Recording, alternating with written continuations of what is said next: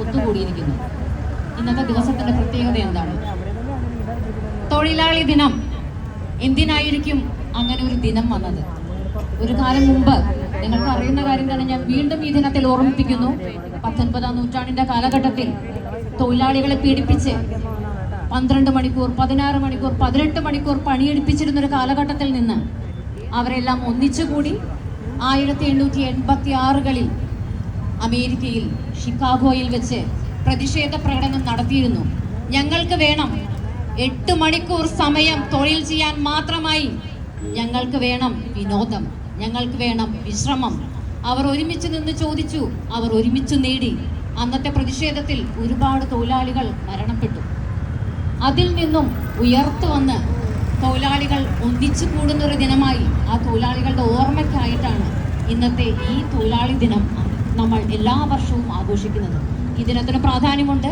അതുകൊണ്ട് തന്നെ നമ്മൾ ഇന്ന് നമ്മുടെ ഒത്തൊരുമ ഇവിടെ യുണൈറ്റഡ് നഴ്സസ് അസോസിയേഷന്റെ കീഴിൽ തെളിയിച്ചിരിക്കുന്നു.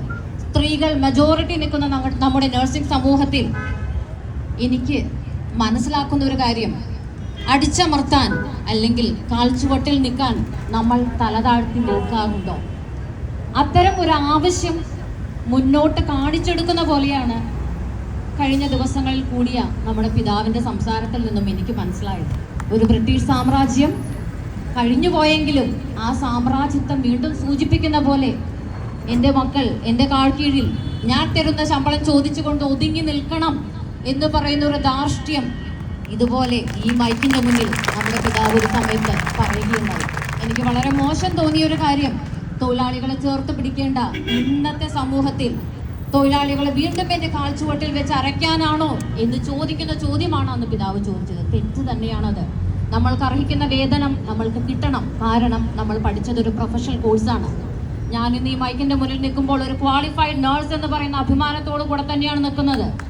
ഒരു ഡിപ്ലോമ, ഡിഗ്രി, MSc, PhD തുടങ്ങിയ ക്വാളിഫിക്കേഷൻസ്, അതിൻ്റെ ഏറ്റവും ഉയരത്തിൽ നമുക്ക് എത്താൻ പറ്റുന്ന സാഹചര്യങ്ങൾ നമ്മുടെ ഇന്ത്യയിലും അതുപോലെ തന്നെ ലോകത്തിൻ്റെ എല്ലാ ഭാഗങ്ങളിലും നമുക്കുണ്ട്.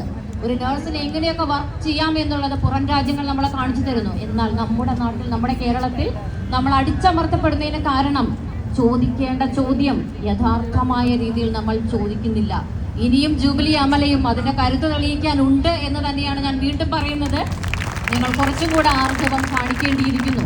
ഒരു ഉത്തമ ഉദാഹരണം തന്നെ പറയാം. നമ്മുടെ പറമ്പിൽ പണിയെടുക്കുന്നവൻ്റെ കൂലി എത്ര? പ്രൊഫഷണൽ കോഴ്സ് ആണോ അല്ലയോ എന്നൊന്നും ഞാൻ പറയുന്നില്ല. വളരെ അധ്വാനമുള്ള ജോലിയാണ്. ഈ വെയിലത്ത് പണിയെടുക്കുമ്പോൾ ആ കൂലി അവന് അർഹതപ്പെടുന്നു. അത് പോരാ എന്നാണ് ഞാൻ പറയുന്നത്.